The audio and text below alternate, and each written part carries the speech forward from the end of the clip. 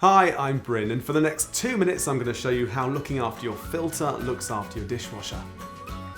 So this is a dishwasher filter, and its job is to stop any leftover food from getting into the pump where it could do some harm.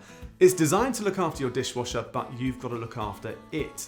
So if you're getting any food still on your dishes after a cycle, or food left in the machine after a wash, then a clogged or damaged filter could be the problem. As always, before we start doing any maintenance on any kitchen appliance, make sure it's safely turned off. To get to the filter, you'll need to remove the lower basket. Dishwasher filters are actually a number of separate filters, usually 2 or 3. One is removed with a twist, and the other one simply lifts out. Take apart all of the 3 filters and wash in warm water. If your filters are visibly damaged, you'll need to replace them. Putting everything back in is just as easy. It really can be as simple as that to ensure that your wash cycle is doing what it should be doing.